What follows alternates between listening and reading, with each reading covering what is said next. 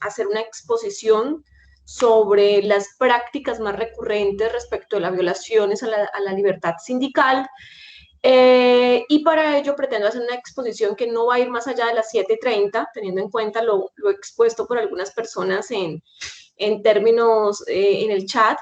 Pero adicionalmente voy a tratar de hacer pausas de a 15 minutos, es decir, arranco ahorita a las 6:15, a las 6:30 hago una pausa esperando que ustedes se conecten también conmigo, me cuenten qué van pensando, qué preguntas puedan llegar a tener, porque para mí realmente es importante tener un diálogo con ustedes y la única forma de poderme conectar con ustedes es a través de sus preguntas. Carlos Mario, entiendo que ya está haciendo una pregunta. Dime. Sí, hola, hola, buenas noches, compañeros, compañeras. Profe, era para manifestar que el chat no está habilitado, pues de pronto si vamos a hacer las interacciones, pues hay veces que surgen las preguntas o las inquietudes en medio de su conversación, ¿sí? Listo, yo voy a pedirle el favor a Diego que me ayude con esto. La idea es que si hay alguna, le pido el favor a Diego que me apoye. Si hay comentarios en los chats, no voy a poner cuidado sino hasta las 6:30. A las 6:30 ya paro y pido a Diego que por favor me diga si hay alguna pregunta y de no ser así, entonces, si no hay ninguna pregunta o algo así, pues continuamos. Pero ya entonces arreglamos ello. Muchas gracias, Carlos, por estar pendiente. Bueno, voy entonces a empezar con la exposición a la que me invitaron el día de hoy. Esperen un momento, yo...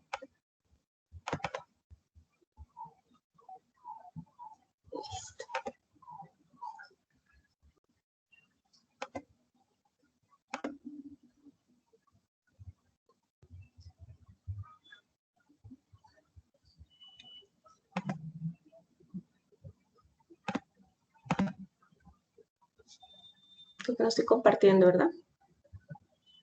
Estás compartiendo tu pantalla.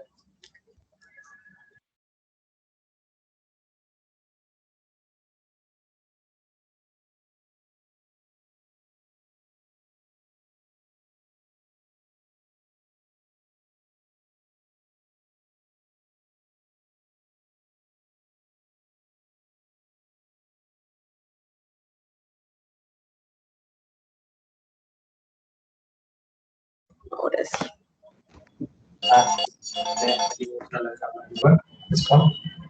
Bueno, no me permite al mismo tiempo mostrar cámara, así que va a ser un poquito, no va a ser tan interactivo como quisiese, pero entiendo que ya están viendo mi presentación, ¿verdad?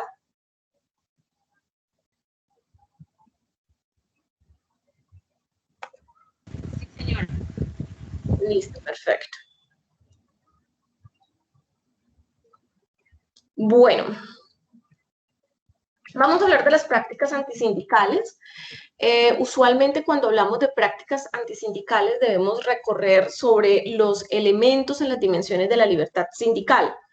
Entiendo que ustedes ya vieron las dimensiones de la libertad sindical. Yo voy a tratar de pasar a hacer una... Mi exposición se concentra básicamente en la idea de revisar las prácticas antisindicales a la luz de las dimensiones de la libertad sindical. No está...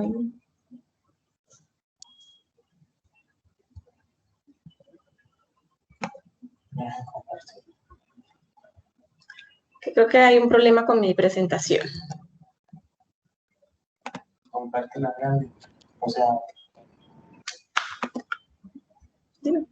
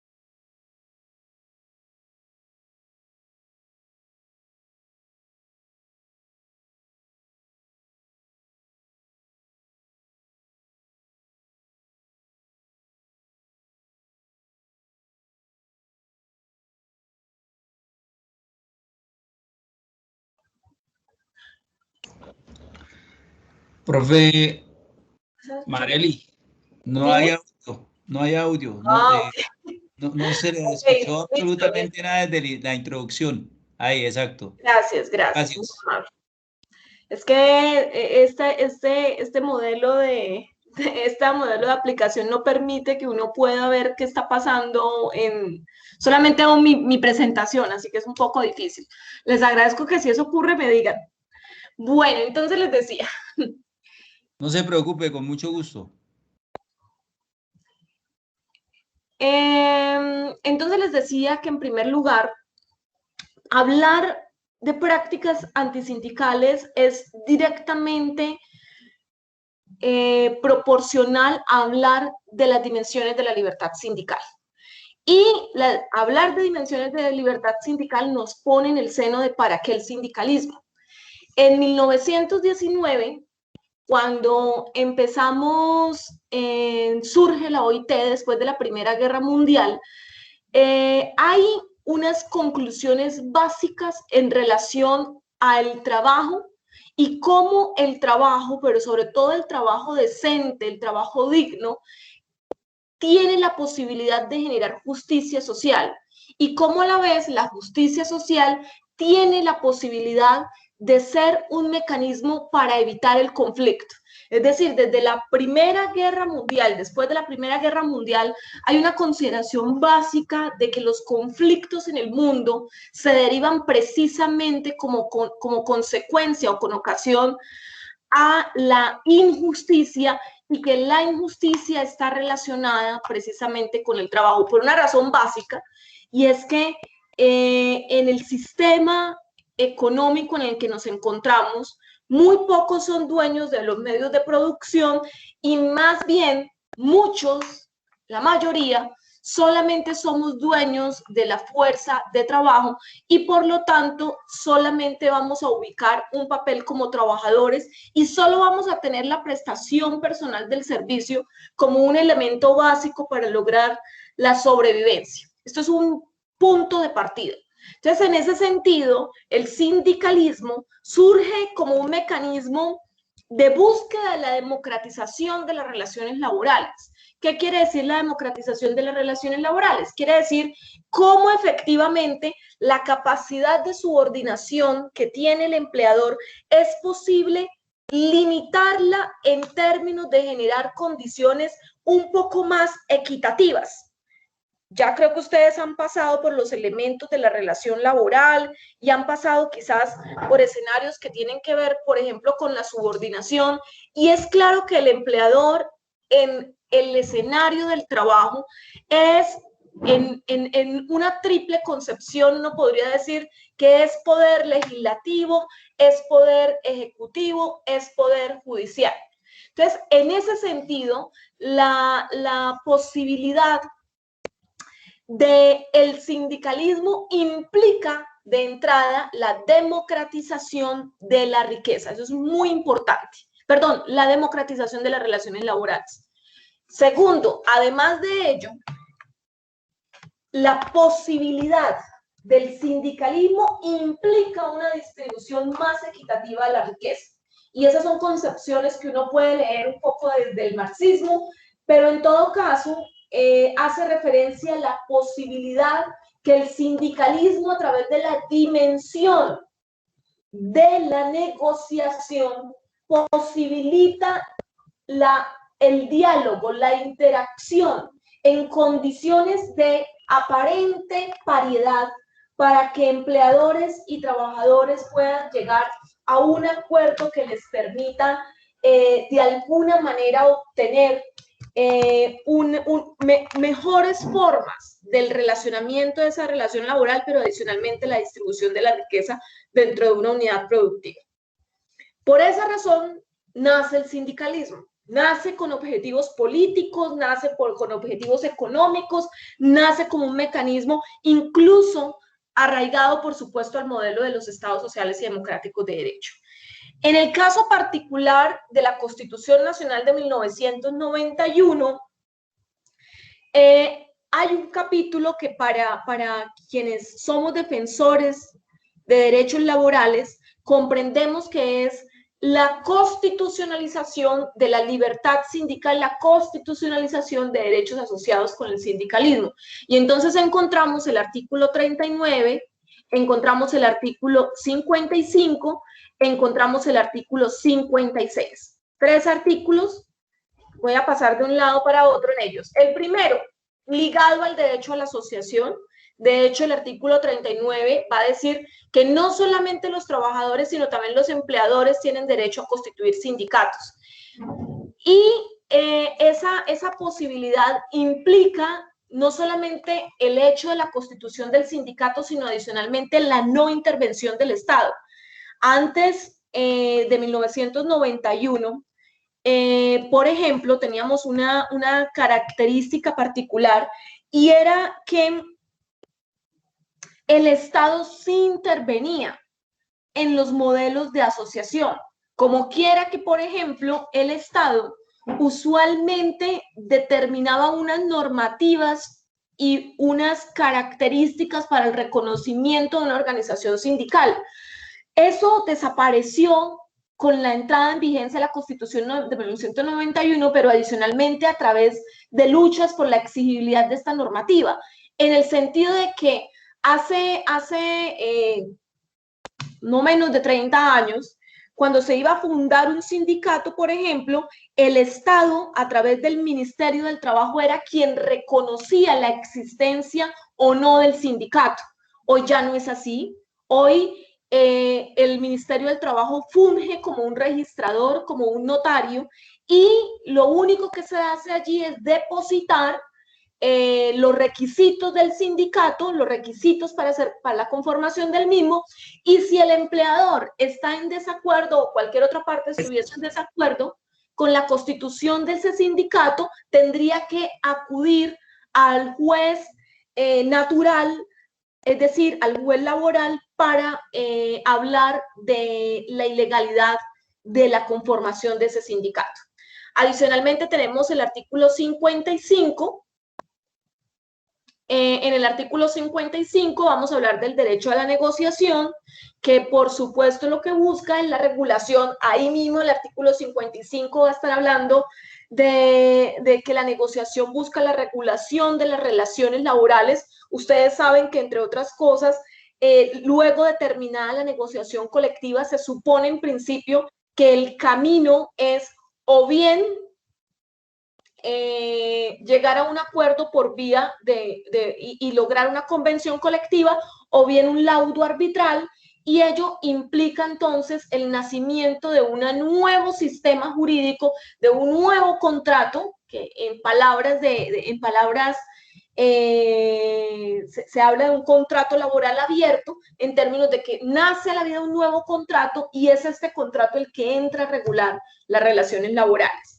Y ya el artículo 56, que nos va a hablar de la huelga como una herramienta en virtud de la cual hay un cese temporal y pacífico de actividades que tiene por objeto, pues, buscar una solución del conflicto, por supuesto, y que en el caso particular, pues, busca, pues, la celebración, por supuesto, de acuerdos. Por esa razón, yo quería comenzar con lo que se llama la constitucionalización de la libertad sindical, porque es un poco reconociendo algo que en la OIT se ha denominado, hay 3 dimensiones de la libertad sindical, y entonces nos enseñan, esas 3 dimensiones son asociación, negociación y huelga. Pero yo creo que ustedes en las primeras clases vieron que el derecho al trabajo, y en particular el derecho laboral en Colombia, se deben analizar desde 3 perspectivas: como principio del Estado, como valor que implica un desarrollo de carácter jurisprudencial, y como norma. Es decir, no podemos pensar en el sindicalismo exclusivamente, incluso desde la teoría constitucional, sino tenemos que hablar mucho más allá. Y por eso, digamos que en Colombia uno podría pensarse que se protegen, por supuesto, las 3 dimensiones de la libertad sindical. En esas 3 dimensiones de la libertad sindical, la OIT va a encontrar, bueno, en la asociación lleva implícita esta y esta, la negociación lleva implícita esta y esta, y la huelga lleva implícita aquella, por ejemplo. pero el juez constitucional en Colombia ha definido que existen, además de esas tres, dice, bueno, aquí también hay que hablar como dimensiones de la libertad sindical, hay que hablar del fuero sindical, hay que hablar del permiso sindical, hay que hablar de la cuota sindical y hay que hablar de la convención colectiva. Entonces, un poco en Colombia, por desarrollo jurisprudencial, podríamos estar pensando que tenemos 7 dimensiones de la libertad sindical. Por supuesto, hay 3 que son centrales, asociación, negociación y huelga, pero para mí es importante contarles que esas otras dimensiones también han sido desarrolladas jurisprudencialmente. No sé si hasta aquí hay alguna pregunta.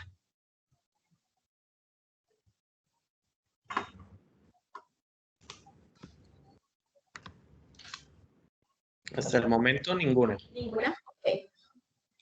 Bueno, entonces sigamos. Yo no sé, Diego, ¿tú estás manejando mi presentación o yo lo puedo hacer desde acá? No, yo. Ah, ok. Entonces, por favor, pasa.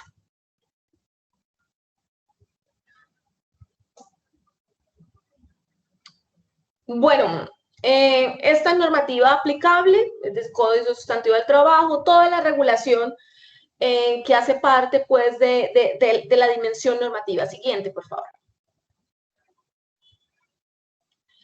Bueno, lo primero que hay que decir es que efectivamente la libertad sindical es un derecho humano y su aspecto fundamental o su núcleo tiene que ver precisamente con la defensa de los derechos laborales, pero adicionalmente con la capacidad que tienen los trabajadores de poder unirse, organizarse y poder desarrollar acciones a efecto de lograr negociar mejores condiciones laborales. Es básico, incluso la Corte Constitucional cuando ha definido con claridad sobre los aspectos de la libertad sindical y en particular sobre la negociación, hay sentencias específicas en donde la Corte Constitucional va a decir, mire, el derecho a la asociación y en sentido más amplio el derecho a la libertad sindical solamente tiene sentido en la medida en que se negocia, por ejemplo. La Corte Constitucional ha dicho, la gente no se asocia en un sindicato por asociarse, se asocia para llegar a una negociación. Por eso el elemento material de la libertad sindical tiene que ver justamente con la posibilidad de la negociación y la OIT entonces también refuerza en términos de decir, mire, la libertad sindical no se puede acotar con el hecho de constituir o no un sindicato, sino que efectivamente se hace realidad cuando el sindicato logra sentarse a negociar condiciones, pero adicionalmente, si no es posible, cuando tiene la posibilidad de la huelga como un mecanismo a través del cual es posible la presión política para lograr ese diálogo. Siguiente. Bueno, derecho de asociación, artículo 353. No voy a hablar mucho del derecho de asociación porque entiendo que ustedes ya lo vieron en la clase pasada ampliamente. Es la posibilidad que tienen cualquier persona, incluso es un derecho de los llamados derechos políticos más fundamentales, más imbrincados en los elementos básicos de un modelo de Estado, la posibilidad que tiene cualquier persona de decir, de asociarse con otra y a partir de ese modelo de asociación generar respuestas y solucionar obligaciones, muy nutrido y muy relacionado incluso con el desarrollo humano básico, en Colombia permitido tanto para empleadores como trabajadores. No sé que de allí no hay mucho por decir.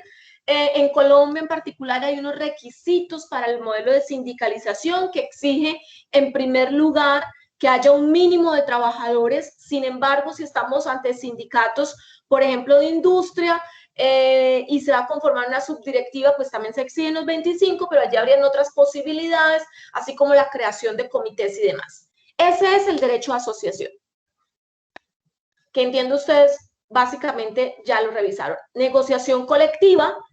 ¿La negociación la vieron en la clase de libertad sindical?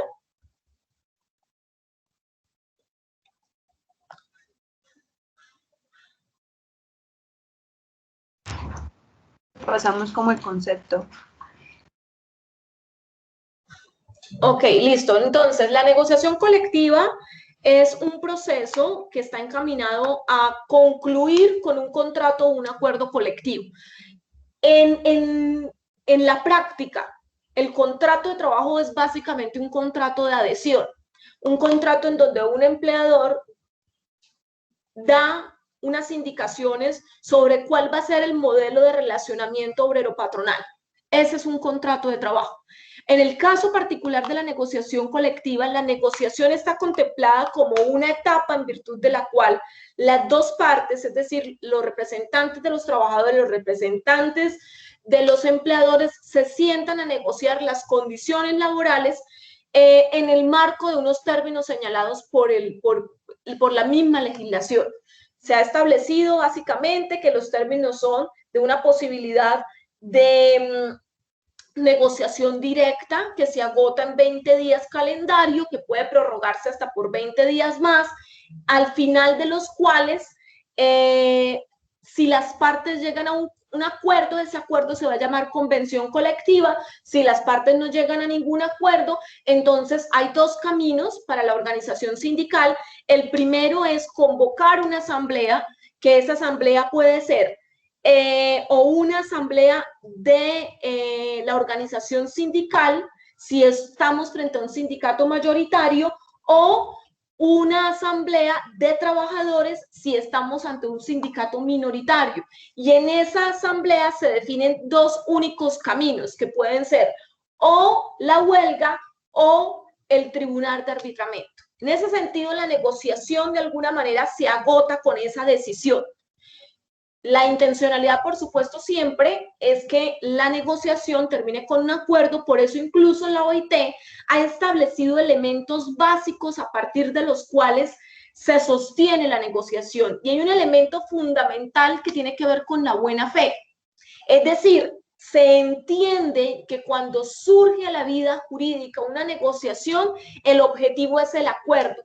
Y por lo tanto, se supone en principio que debe haber entre las partes la suficiente capacidad para poder llegar a ese acuerdo que implica desde la entrega de información, por ejemplo, por parte del empleador, el ejercicio de no presión, la posibilidad de poder debatir en ideas y finalmente construir un acuerdo. Siguiente. La siguiente, la huelga.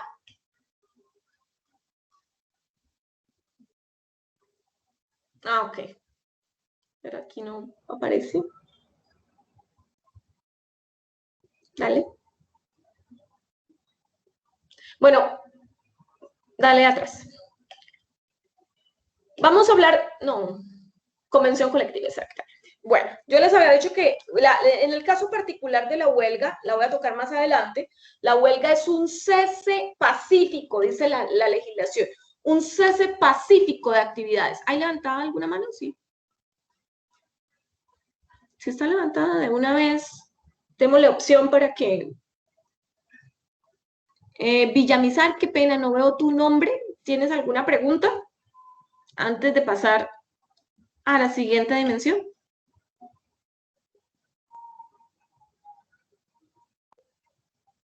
Bueno. Hola. Cuéntame. Bueno, qué pena, es que mi micrófono está dañado. En relación a lo que tú dices sobre que el contrato de trabajo es un contrato de adhesión, bueno, yo la verdad sobre derecho laboral poco manejo, pues tengo como las nociones básicas, pero existiría la posibilidad de solicitar ante un juez que se declare la nulidad de un contrato laboral por una especie de cláusula abusiva sin necesidad de, o sea, si, por ejemplo, en los contratos de adhesión, en los términos de la Ley 1480 de 2011, que es el Estatuto del Consumidor, se establece que por cláusulas abusivas uno puede hacer que se rescinda el contrato y que se dé lugar a las indemnizaciones que haya lugar, y etcétera, etcétera. E igualmente, por ejemplo, el Código Civil establece que en los contratos de adhesión, cuando hayan cláusulas ambiguas, se interpretarán en contra de quien redactó el contrato. Mi pregunta es, ¿esas reglas se pueden, por vía de analogía, teniendo en cuenta lo dispuesto en el artículo 105, en la ley 153 del 87, se pueden aplicar o ya hay unas normativas que regulan de forma íntegra este tipo de instituto jurídico? O sea, sí se puede, principalmente sí se puede por una cláusula abusiva acudir ante el juez laboral para que se decrete la nulidad del contrato y pues esa es básicamente mi pregunta. Y si son, ¿Cómo es tu nombre? y si señora, ¿Cómo es tu nombre? Pedro Villamizar. Gracias, Pedro. Bien. Tu pregunta es muy interesante. Usualmente nosotros no quisiéramos declarar la nulidad, ¿no? Porque si declaramos la nulidad, pues declararíamos la nulidad de la relación laboral. Pero tu pregunta, sí, en tu pregunta hay una consideración muy importante que tiene que ver con los principios del derecho laboral. Y es que efectivamente en la relación laboral, pero sobre todo en el derecho laboral, hay un principio que tiene que ver, por ejemplo, con la favorabilidad, un principio que tiene que ver, por supuesto, con la buena fe, y en los principios que tienen que ver con la realidad sobre las formas. Es decir, el contrato puede decir lo que se les ocurra. Yo he visto contratos, incluso porque he tenido también la posibilidad de acercarme a algunos empresarios que quieren hacer también bien hechas las cosas, y de alguna manera uno encuentra unos contratos en donde hay una cantidad de cláusulas ineficaces. Por ejemplo, se establece periodos de prueba mayores a los establecidos en la normativa. Por ejemplo, se dice que es un contrato de prestación de servicios y lo que hay es una relación laboral. Por ejemplo, se señalan nuevos modelos para el pago. Por ejemplo, he visto contratos que dicen que los trabajadores son de manejo, de dirección y de confianza y que por lo tanto no tienen horas extras y son trabajadores que son auxiliares administrativos. O sea, he visto cualquier cantidad de cláusulas ineficaces en los contratos.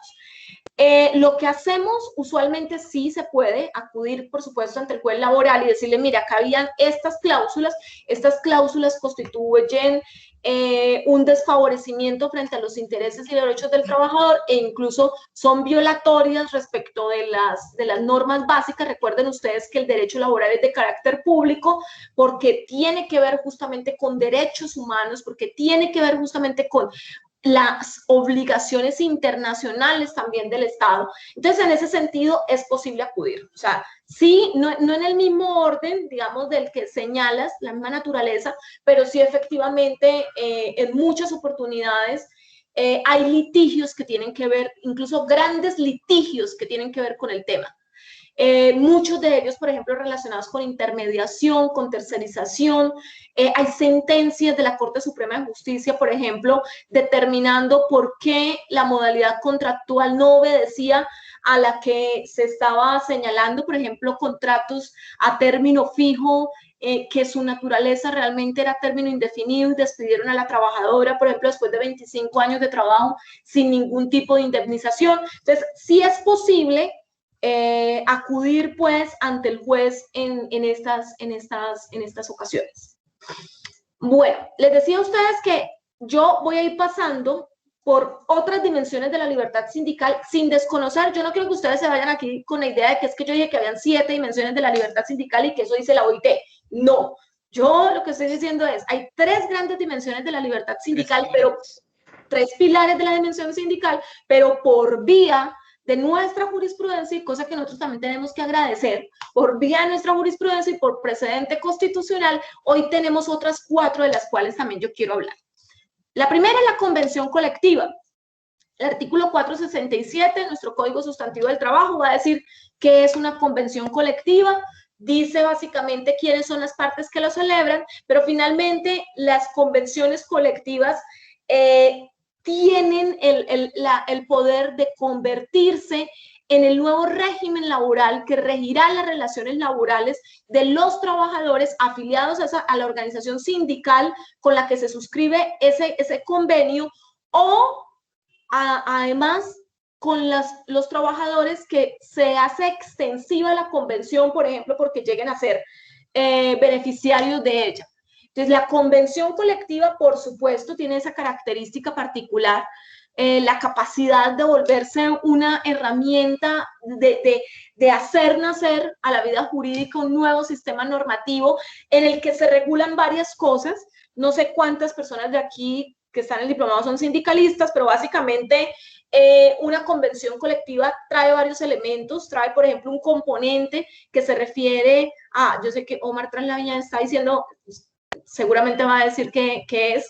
Entonces, por ejemplo, trae un componente muy grande que se refiere a derechos propios de la asociación, de la organización sindical. Es decir, normalmente en las convenciones hay un capítulo en donde se reconoce la organización sindical, se habla además de que en caso de disolución o en caso de que la organización sindical se fusione a otra, esa convención se entiende aplicable a ella, se va a hablar de permisos sindicales, se habla del fortalecimiento de la organización, se declara, por ejemplo, si la organización sindical hace parte de alguna central, se define que hace parte de esa central. Entonces hay un capítulo de esa convención que se refiere a intereses políticos de la organización sindical. Usualmente hay otro capítulo que es muy importante, que tiene que ver con el régimen disciplinario. Usualmente, ustedes saben, el empleador es el que define el modelo disciplinario dentro de una empresa, pero yo les decía, recuerden que uno de los objetivos del derecho de asociación tiene que ver con la democratización de las relaciones laborales, y esa democratización de las relaciones laborales está ligada, por supuesto, a encontrar herramientas que permitan de alguna manera un equilibrio entre las partes. Entonces, en ese sentido, vamos a encontrar la caracterización de algunos elementos propios del derecho, del régimen disciplinario. No es que esté metido allá todo el reglamento, pero usualmente, por ejemplo, yo conozco una organización sindical que nunca ha querido que se quite un artículo. Ellos tienen un pésimo reglamento, tenían hace unos años un pésimo reglamento de trabajo, pésimo. Luego la empresa fue avanzando, mejoró el régimen, hizo una cosa muy bien organizada, y en alguna oportunidad con estos trabajadores de esta empresa nos sentaron en el proceso de negociación y nos dijeron: nosotros queremos cambiar el régimen, entonces les damos a ustedes un punto convencional, el que ustedes quieran, pero quitamos esa cláusula. Y nosotros, los asesores, como que, uy, no, nosotros sí, cambiamos ese punto y traemos ese régimen disciplinario, o sea, porque está muy bien hecho, porque tiene principio de legalidad, habla muy bien del derecho a la defensa, y los trabajadores nos insistieron en que no. Más adelante nos dimos cuenta, por ejemplo, en este solo artículo, decía más o menos lo siguiente, y es que la falta prescribía si 3 días después de haberse cometido por parte del trabajador.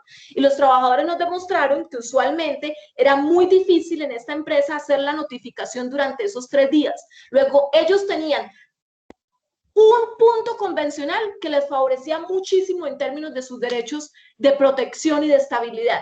Esas cosas también están contenidas usualmente en un capítulo. Hay sindicatos que se expanden un poco más, hay otros que lo hacen un poco menos, hay otros capítulos que están relacionados con el tema salarial específicamente, es decir, cuál es el modelo del salario, cómo se gana, si es a destajo, cuáles son los elementos del destajo y demás.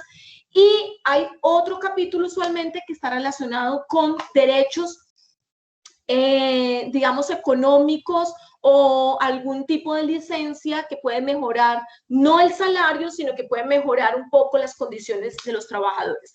Eso es la convención colectiva a grandes rasgos. Siguiente. Bueno, ya hablamos entonces de la... Ahora vamos a entrar, por favor, atrás. Vamos a entrar a la primera de las prácticas en contra de la convención colectiva. Entonces, la primera de las prácticas en contra de la convención colectiva para nosotros se llama el pacto colectivo. ¿Y por qué es usualmente la práctica más recurrente? Y es que, infortunadamente, no pasa así en todos los países de Latinoamérica, pero infortunadamente en Colombia, a pesar de posiciones de la OIT, en Colombia se permite la coexistencia del pacto colectivo y de la convención colectiva. ¿Qué es un pacto colectivo? El pacto colectivo es un acuerdo que se celebra entre empleadores y trabajadores no sindicalizados, con el objeto de llegar a un acuerdo sobre sus condiciones. La diferencia entre el pacto y la convención es que mientras en la convención fue el resultado de una negociación que surgió de la presentación de un pliego por parte de trabajadores organizados en una organización sindical. El pacto nace también con ocasión de la presentación de un pliego, pero esta vez no por parte de trabajadores organizados, sino no por parte de trabajadores organizados en un sindicato, sino por parte de trabajadores no sindicalizados. Tengo dos preguntas.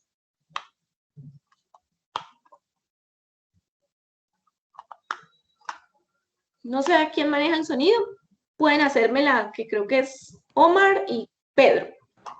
Sí, listo, tengo acá, Marely, tengo dos, bueno, tengo una. El tema del pacto, sé que es una negociación, ya lo dije, no sindicalizado. Es un caso real, la empresa tenía un pacto colectivo, pero el pacto de cierta forma era generoso porque dio mucha gabela a los trabajadores, pero cabe aclarar que este pacto no está en el orden legal en el sentido de que los trabajadores no aprueban pliego, sino que de pronto era una imposición patronal para evitar que se crearan sindicatos. Pero en ese sentido se fue renovando y era desde el punto de vista económico, era muy rentable a los trabajadores. Y ellos nunca estuvieron interesados en sindicatos. La empresa se dio cuenta de que era tan generosa y como tiene lo mismo efecto de la convención que comienza a prorrogarse, llegó un día y les dio a los trabajadores, bueno muchachos, ya no hay pacto y lo que está en el pacto yo se los voy a dar en un plan de beneficios, pero el plan de beneficios tiene la particularidad que es el tema de la mera liberalidad del empleador. Entonces hoy los trabajadores están y el pacto colectivo también ese plan de beneficios le generó que se disminuyó el empleador al año, les disminuyó al 50% los beneficios económicos. Qué pena por la promoción que tengo acá a mi... Ay, Dios mío, la virtualidad. No te preocupes que sabemos cómo es esto. No, Dolito. Entonces, mira, Marely, ese plan de beneficio al inicio fue igual. Ya después de un año el empleador, como era mera liberalidad, lo disminuyó al 50%. Y yo desde mi perspectiva, para mí el pacto colectivo sigue vigente, aunque el empleador no lo esté pagando, de mi perspectiva. Entonces era como Listo, lo que me gustaría que me aclarara. Ya voy a aclararlo y voy a ver si Pedro tiene alguna otra inquietud parecida y redondeo. ¿Listo? Buenas. Yo, en relación a la convención colectiva, yo quería preguntar, teniendo en cuenta el principio de favorabilidad, que podría llegar a darse la hipótesis de que en la convención se pacte condiciones que sean inclusive superiores a las que establece, no sé, la Constitución, por ejemplo.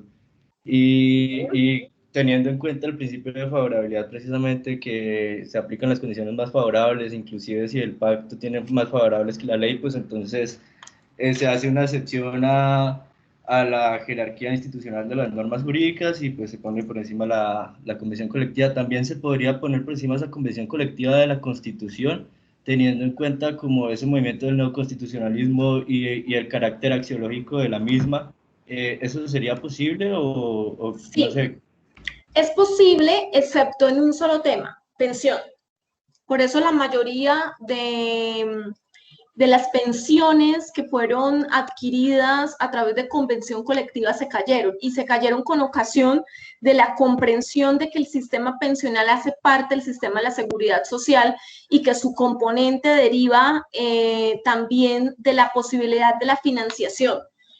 Pero sí, en efecto, nosotros hemos encontrado, incluso, bueno, me estoy devolviendo, pero, por ejemplo, en la convención, cuya práctica sindical más recurrente, en el caso particular de la convención, también tiene que ver con el hecho del incumplimiento de lo convencional. Entonces, hemos encontrado cosas como los siguientes. Usualmente, permisos, por ejemplo, por calamidad doméstica, pero no, permisos por luto. Más o menos encontramos que están establecidos que son 5 días, por ejemplo. Entonces, ¿qué pasa? En la convención colectiva se dice el permiso de luto será de 3 días. Entonces hay algunas empresas que dicen, yo le doy al trabajador solamente 3 días porque en la convención dice que son 3. Entonces ahí lo que entramos nosotros es a explicar. La convención lo que hace es aumentar, ¿sí? El objetivo de la convención no es disminuir, sino es aumentar. Luego, en este caso, de lo que se trata es de 3 días adicionales, no de 3 días pasando por encima de la ley. Es decir, la convención busca aumentar, o sea, siempre el sentido de la convención es mejorar sustancialmente el contenido legislativo y el contenido constitucional. Ese es el objetivo. Bueno, ahora en relación a una pregunta muy importante en relación al pacto. Miren, para la OIT es inconcebible que si en una empresa hay una organización sindical, haya un pacto.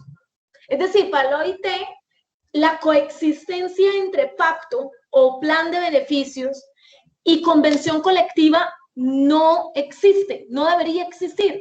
Como quiera que se supone que si hay una decisión entre los representantes de los empleadores y los representantes de los trabajadores para llegar a un acuerdo respecto del sistema laboral, respecto de un nuevo contrato laboral, se supone que debería ser con ocasión de la celebración de ese acuerdo con la organización sindical. Sin embargo, en Colombia es permitido. ¿Qué no es permitido en Colombia?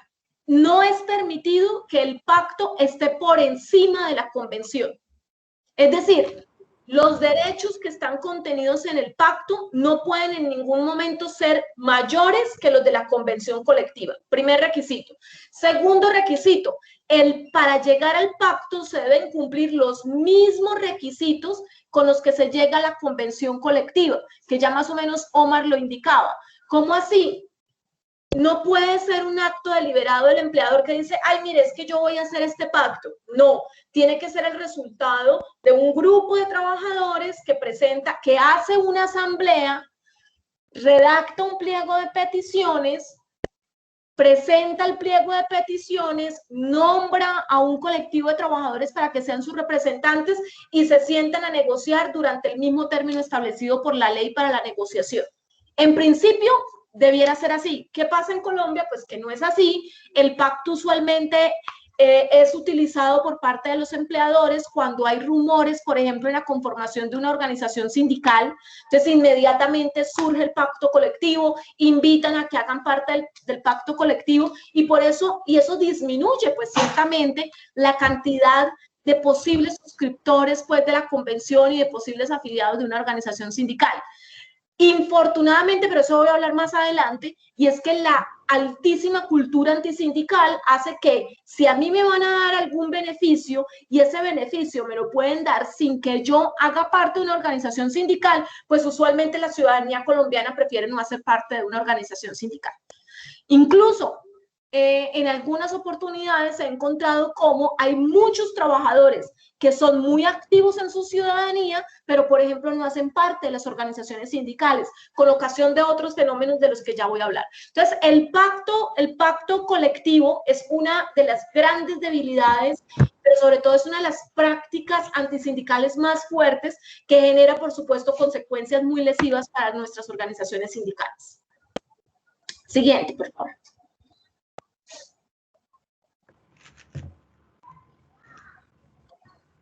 Bueno, vamos a hablar entonces de otra de las dimensiones de la libertad sindical que ha sido considerada por parte de nuestra Corte Constitucional, que tiene que ver con la cuota sindical. Entonces, la cuota sindical, específicamente para el constituyente, tiene que ver con ese mínimo vital que necesitan las organizaciones sindicales para poder desarrollarse.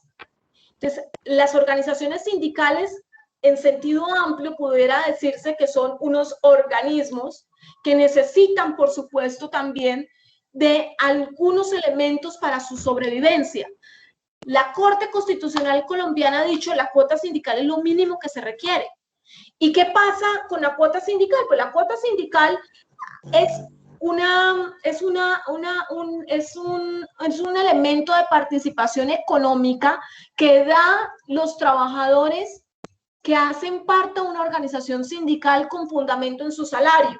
Usualmente este puede ir entre el 1 y el 10% dependiendo de la capacidad de los trabajadores, y lo que se busca es que la empresa haga descuentos, eso es un descuento legal, una vez el trabajador lo ha permitido, o si la convención colectiva es extendible a los trabajadores, es decir, hay trabajadores beneficiarios. De pronto voy muy rápido en esto. No sé si ustedes ya vieron qué es beneficiarios y qué es... ¿Ya vieron qué eran beneficiarios de una convención colectiva? No. Bueno. Entonces, sí voy muy rápido. Entonces, bueno, las convenciones colectivas se aplican en principio para los trabajadores sindicalizados. Es decir, los trabajadores sindicalizados que firmaron la convención colectiva, a ellos se les aplica la convención. Pero resulta que si el sindicato es mayoritario, es decir, si el sindicato, el número de trabajadores de la empresa es superior al 30% a una de las terceras partes, se supone que inmediatamente el sindicato se convierte en mayoritario. Es decir, si estamos en una empresa que tiene 100 trabajadores, si el sindicato tiene 31 trabajadores, el sindicato se convierte en mayoritario. Entonces, ¿qué pasa? Que inmediatamente la convención colectiva se aplica a todo el colectivo de los trabajadores de la empresa. Y ello implica también que el trabajador que se beneficia de una convención, pues tiene la obligación de participar a través de la cuota sindical en el fortalecimiento económico del sindicato. Entonces, ¿cuáles son las prácticas que usualmente se presentan? Primero, muchísimas empresas, ustedes no se imaginan cuántas, no hacen el descuento de la cuota sindical. Es decir, se les presenta el listado de los trabajadores, se presenta la autorización y efectivamente la empresa no hace el descuento. Entonces, para el sindicato es muy difícil, porque imagínense ustedes teniendo que recoger a uno todos los trabajadores, pues para que paguen la cuota sindical. Es muy complicado. Entonces, eso complejiza la posibilidad de la operatividad del sindicato. Pero dos, que es otra de las prácticas que usualmente hace la empresa, y es que descuenta la cuota sindical, pero no la paga o no la traslada al sindicato. Entonces, ese es otro problema. Es decir, efectivamente a los afiliados se les hace el correspondiente descuento, pero resulta que los trabajadores, la organización sindical, cuando va a revisar, en sus cuentas no aparece efectivamente realizado la transferencia de esa cuota sindical. Luego, en ese sentido, los trabajadores le dicen como que, oye, a mí me están descontando y ustedes no están funcionando. Entonces, esa es otra de las prácticas. Y tercera práctica que usualmente realizan, y es que no hacen los descuentos a los trabajadores beneficiarios de la convención colectiva. Y eso, por supuesto, tiene consecuencias. ¿Por qué razón? Porque entonces los trabajadores, de alguna manera, eso es una forma incluso hasta de seguir, de atacar un poco, o más bien de atacar, de fortalecer la cultura antisindical, porque los trabajadores beneficiarios de la convención, como su nombre lo dice, se benefician de ella, pero no aportan a la organización sindical que alcanzó el logro de la convención colectiva, o lo que es peor, pues no se afilian a la organización porque sienten que no hay obligación de ello.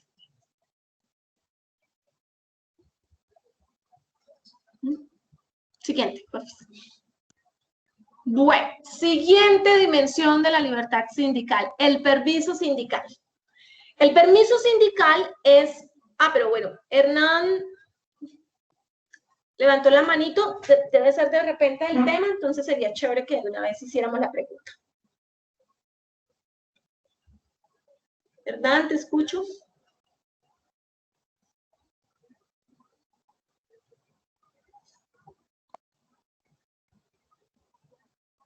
¿No? Ok. No le han habilitado. Ya listo. Hola. Sí, ahora sí te escucho.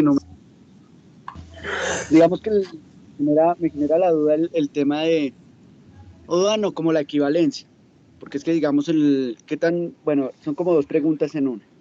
Sí, dale. El tema, qué tan cierto, digamos, que en la lista hay una creencia, no sé si si es un mito, que digamos que por pertenecer a un sindicato, digamos que como que te encasillan y digamos no puedes, digamos, ascender en la misma entidad en la que te encuentras o es difícil conseguir un nuevo trabajo. Ese por un lado. Y la otra, digamos, que me parece inequitativo a veces también que digamos que digamos, si el sindicato pelea por la totalidad de los empleados, porque digamos que no hay, digamos, así les cuenten a uno la cuota sindical, digamos, hay beneficios que solamente van o digamos que van en una proporción mucho más grande para ellos, o digamos que se ve como esa inequititud de lo que muchas veces debería ser, digamos, amparado para todos los empleados, por si estamos luchando, digamos, las luchas para mejorar el contrato laboral, pero digamos que hay cosas que se ven que solamente benefician en cuanto a días de vacaciones, en cuanto a primas extras, digamos, muchos temas que solamente, y los demás, digamos, no alcanzan a recibir, como en esos dos puntos. Muchas gracias. Gracias, Hernán. Bueno, ahora cualquier cosa, Hernán, ¿puede escribir cualquier cosa? Porque creo que de pronto la primera se me, por estar pensando en la segunda, ahora olvidé la primera. Pero bueno, te voy a responder en relación a la primera. En relación a la segunda, perdón. En relación a los beneficios. Esa pregunta es muy buena. Y es muy buena porque en principio la convención colectiva se aplica igual a todos los trabajadores. O sea, igual a absolutamente todos los trabajadores e incluso a todos los beneficiarios de la convención. Sin embargo,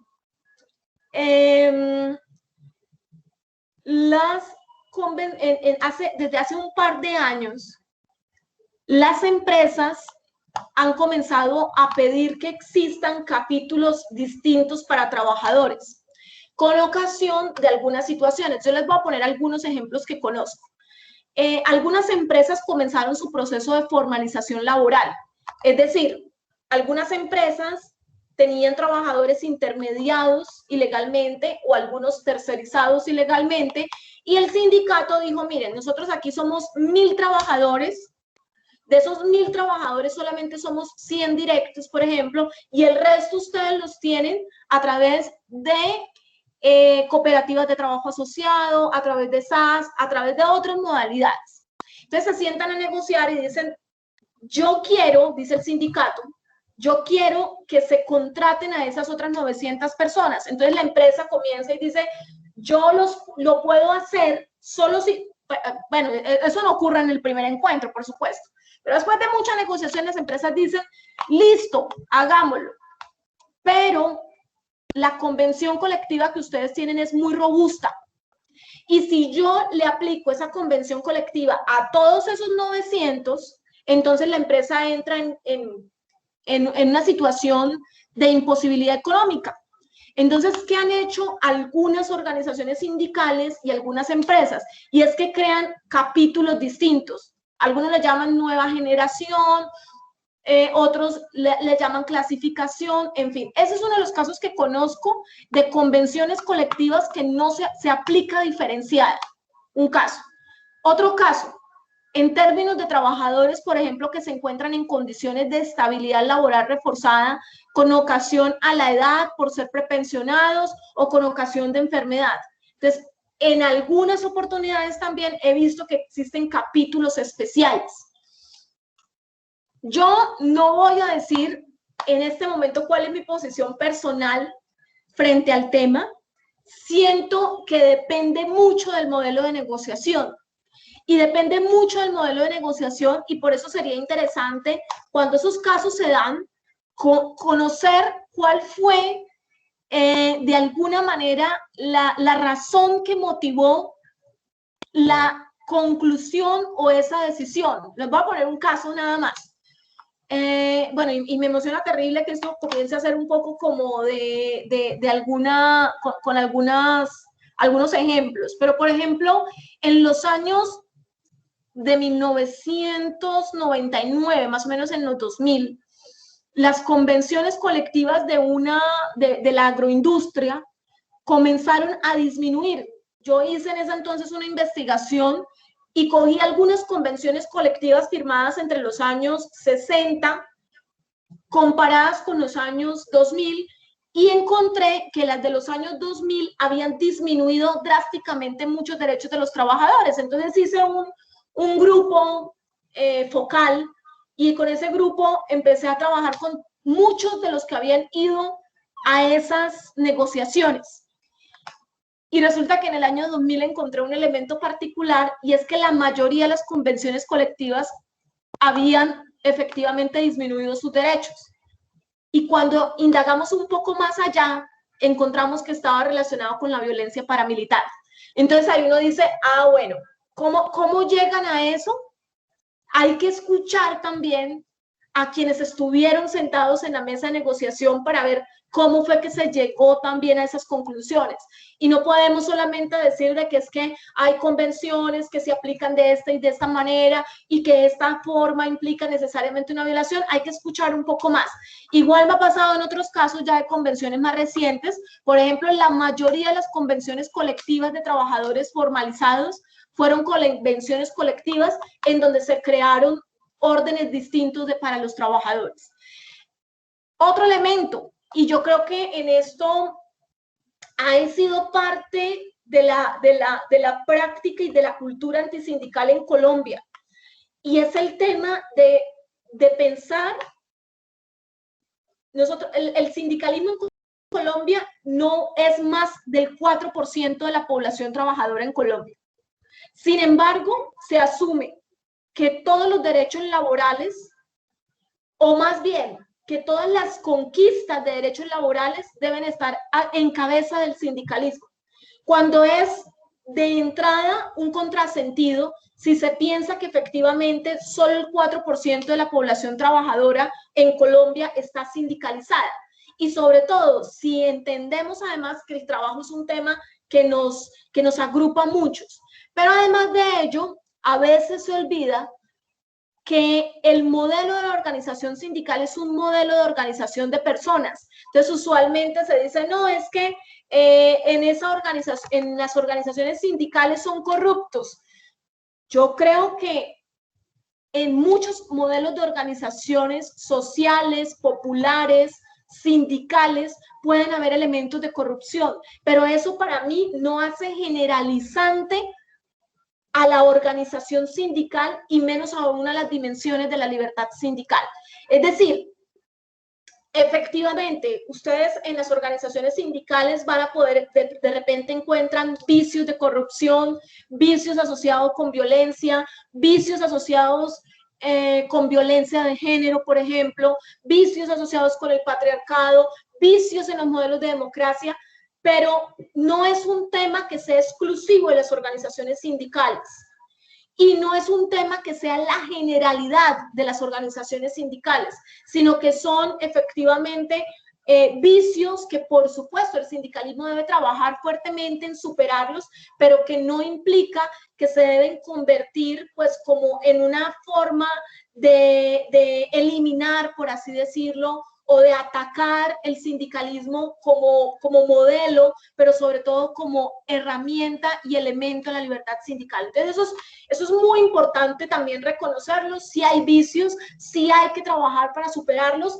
pero un poco lo que se ha encargado la práctica, la cultura antisindical es de señalar que esos vicios son exclusivos del modelo de organización sindical, pero además que eso legitima de alguna manera el ejercicio de violencia y de negación por parte tanto de los empleadores como por parte de otras fuerzas. Yo voy a tratar de ahondar rápidamente porque son las 7:15, lo que significa que no tengo sino 15 minutos, entonces les voy a pedir excusas a algunos. Pueden dejar un poco sus preguntas, que tranquilos que yo estaré pendiente al final de que las hagamos con quienes se quieran quedar otro ratito. Bueno, entonces tenemos el permiso sindical. Este permiso sindical ha sido de mucha análisis por parte de la Corte Constitucional y a mí me encanta lo que ha dicho la Corte Constitucional al respecto y ha dicho, miren, los permisos sindicales son el único medio a través del cual las organizaciones sindicales pueden constituir, pueden desarrollar, pueden posibilitar que cumplan con sus obligaciones. Y no solamente con sus obligaciones en términos de las obligaciones del sindicato internamente, sino adicionalmente en relación a sus obligaciones de articulación con otros y otras. Entonces, en ese sentido, usualmente se concebía que los permisos sindicales solamente estaban anclados al hecho de tener una convención colectiva. Yo les digo a ustedes, usualmente en las convenciones colectivas hay un capítulo que tiene que ver con los derechos de la organización sindical y allí se ponen los permisos sindicales. Entonces, necesariamente había casi que una premisa. Si no hay convención colectiva, entonces no hay permisos sindicales. Y eso ya la Corte ha dicho no, incluso sin que haya una convención colectiva, se pueden dar permisos sindicales. Los permisos sindicales, por supuesto, no se pueden otorgar, o la única justificación para el no otorgar un permiso sindical solo puede corresponder a una situación de afectación gravosa del proceso productivo.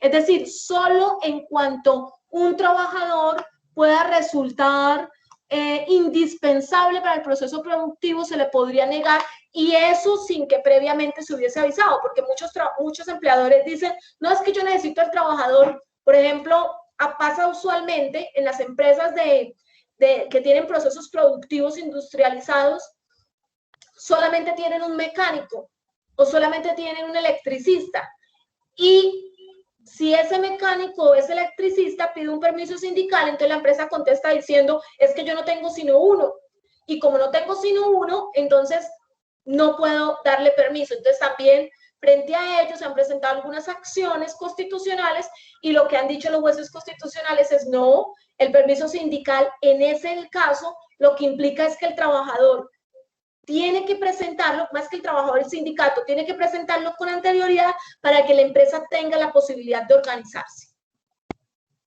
Siguiente.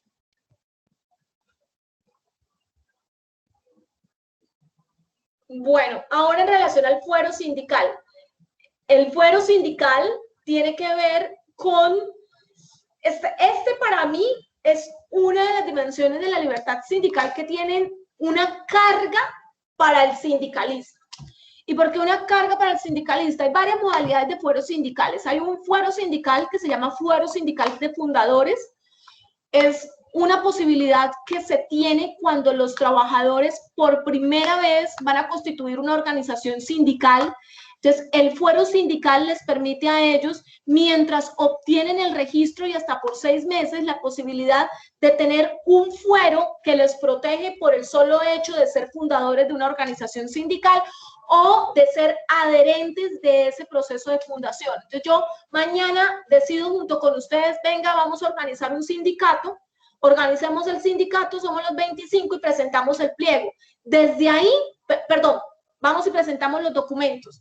Desde ahí nace inmediatamente una protección especial para ese colectivo de trabajadores que fundaron, por así decirlo, ese sindicato. Hay otro fuero que se llama el fuero circunstancial por negociación. ¿Y qué quiere decir ese fuero circunstancial por negociación? Cuando un grupo de trabajadores presentan un pliego de peticiones, se entienden inmediatamente que están protegidos por parte de un fuero especial que implica que no podrán ser despedidos a menos de que, por supuesto, exista una justa causa y obviamente con seguimiento de autorización. Pero hay un fuero que se llama el fuero directivo. Ese fuero directivo es un fuero de carácter especial que tiene como mecanismo de protección incluso una acción de carácter ordinaria que es especial y que busca proteger a todas aquellas personas que deciden ser los líderes y directivos de la organización sindical.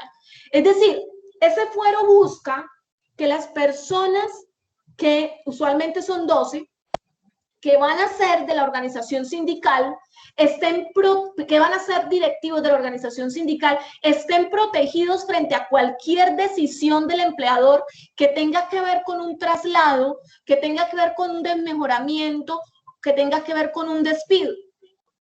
Eso no quiere decir que no pueda despedirse de esos trabajadores, por ejemplo, que si incumplen una obligación que está consagrada en el reglamento. Podrían hacerlo, pero para hacer el despido deben proceder a una autorización que es expedida por parte del juez ordinario. Es decir, supongamos que un trabajador incumple, un trabajador con un fuero directivo es despedido, y al ser despedido, es despedido entre comillas por justo, comete, perdón, una violación al reglamento interno, pero el trabajador tiene un fuero.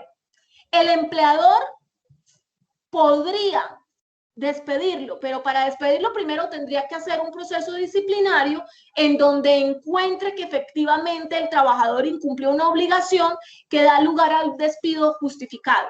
Y después de ello tiene que acudir a un juez ordinario, un juez laboral, para que en un proceso que se llama proceso especial de levantamiento de fuero, un juez decida si efectivamente se configura una justa causa para el despido y si autoriza o no el despido.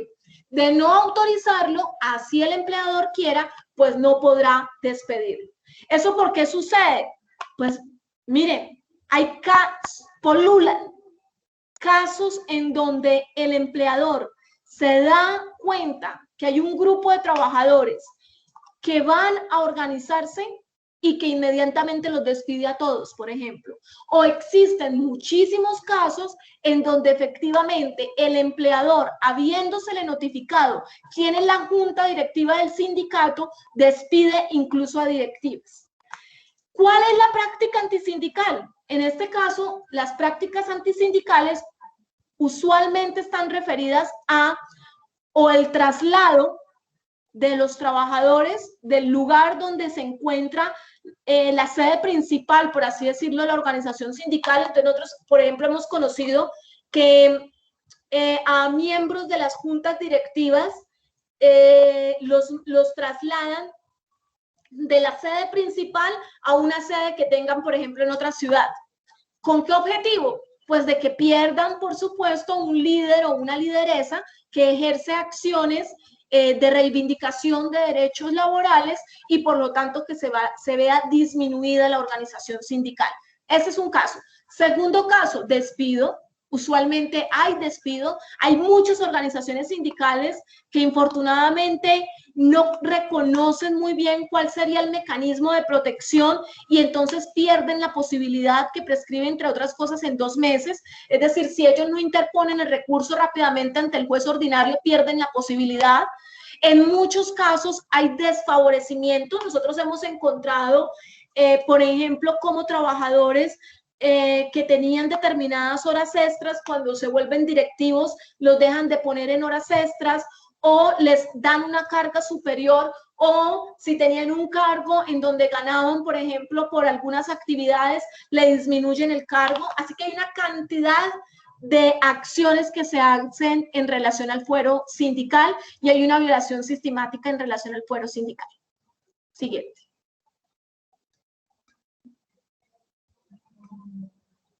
La huelga. Listo, la huelga ya les decía yo que se entiende que es una suspensión que tiene un carácter colectivo, temporal y pacífica. ¿De qué? Del trabajo. La huelga es una acción que busca generar presión al empleador en términos del obtenimiento de un acuerdo. En Colombia está absolutamente regulada. Es decir, en Colombia se ha definido claramente cómo se debe hacer una huelga. Y en caso en que un sindicato no cumpla con las obligaciones establecidas legalmente para la ocurrencia de la huelga, pues es posible generar tanto sanciones para el sindicato como sanciones para los líderes de la huelga, y adicionalmente puede dar lugar incluso a despidos. Entonces, en ese caso, efectivamente, la huelga es un instrumento muy complejo. Además, quienes han vivido la huelga, uno podría decir que la huelga es casi que un dinosaurio en términos de la dificultad que implica el desarrollo de la misma. La huelga no es una acción fácil, y no es una acción fácil porque infortunadamente, o bien, más que infortunadamente, al tiempo que la empresa pierde porque no puede desarrollar el proceso productivo, en el mismo sentido pierde el trabajador, en el sentido de que mientras dure la huelga, el trabajador no recibe salario. La empresa solo se obliga con el pago de la seguridad social. Luego ello implica que una persona que depende materialmente del salario para la sobrevivencia, pues en ese proceso no va a recibir ningún aporte para su sostenibilidad y la de su familia. Luego la huelga no es un asunto que se piense en el calor del momento y ya, sino que efectivamente es una decisión política, económica, que tiene muchas consecuencias y que esas consecuencias se advierten tanto para la empresa como, por supuesto, para los trabajadores. En Colombia, la Corte Constitucional ha definido varios tipos de huelga. Ha definido algo que se llama la huelga política, por ejemplo. Ha definido otra que se llama la huelga por solidaridad. Y ha estudiado, por supuesto, a fondo la huelga. Hay un modelo de huelga que ha sido muy, de alguna forma muy estudiada, y sobre todo hay un reciente fallo de la Corte Suprema de Justicia que hace referencia a la huelga imputable al empleador, que incluso tiene reglas distintas, pero básicamente en términos de las reglas que se utilizan para llegar a una huelga son las siguientes. Primero, no va a haber una huelga sin que previamente no haya habido una negociación. Es decir, primero se agota la negociación y luego va la huelga. Entonces, para llegar a la huelga, previamente un sindicato debió haber presentado un pliego de peticiones. Y ese pliego de peticiones debió haberse sometido a una discusión durante por lo menos 20 días y hasta 40 días calendario. Después de ello, el sindicato tiene que hacer una asamblea que debe ser o asamblea general del sindicato si el sindicato es mayoritario, o asamblea general de trabajadores si el sindicato es minoritario. Y después de ello tiene 10 días después, que va entre el segundo y el día 10 para declarar la hora cero de la huelga.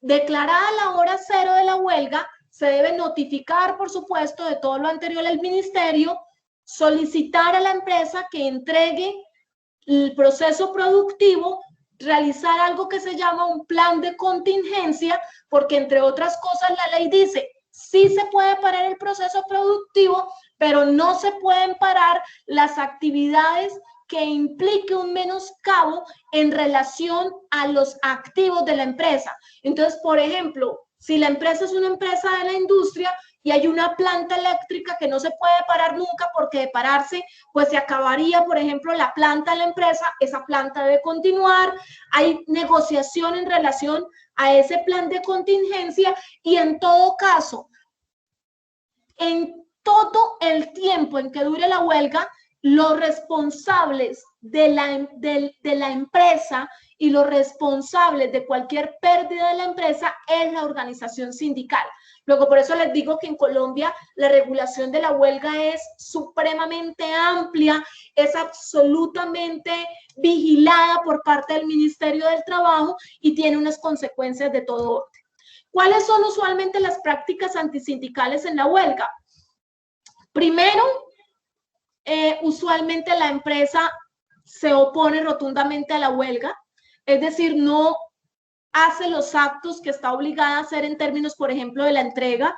Segundo, usualmente en las diligencias que tienen que ver con los inventarios, por ejemplo, las empresas no entregan todos los bienes, hacen actas que no permiten tener claridad sobre los bienes. Usualmente en las huelgas también las empresas continúan trabajando porque hacen, por ejemplo, crean entradas distintas e imposibilitan el control de la empresa por parte de los huelguistas. Usualmente también en el marco de la huelga suspenden, por ejemplo, algunas actividades básicas, como por ejemplo la entrega de agua potable para que los huelguistas puedan desarrollar sus actividades mínimas. Usualmente las empresas, sobre todo cuando tienen otras sedes, siguen operando en las otras sedes y continúan con el proceso productivo. Así que hay una cantidad de prácticas relacionadas con la huelga que efectivamente vulneran esa dimensión de la libertad sindical. Yo voy a hablar ahora de otros elementos estructurales. Usualmente Usualmente esta charla de prácticas antisindicales la dicto en 8 horas, luego poder hacer un resumen de todas las prácticas antisindicales es muy complicado. Esta es solamente la introducción de esta charla, por eso arranco luego con la pregunta, pero yo no quiero dejar de hablarles de otros elementos que son estructurales. Me demoraré unos 9 minutos en eso, después de eso termino y quienes se quieran quedar haciendo preguntas, puedo hacerlo hasta las 8, no tengo inconveniente en ello. Entonces, hay otros elementos que se vuelven también prácticas antisindicales. En Colombia, entre otros, está la intermediación y la tercerización laboral. El modelo en Colombia, a la par de que se constitucionaliza la libertad sindical, en paralelo entra un modelo económico que permite la flexibilización laboral.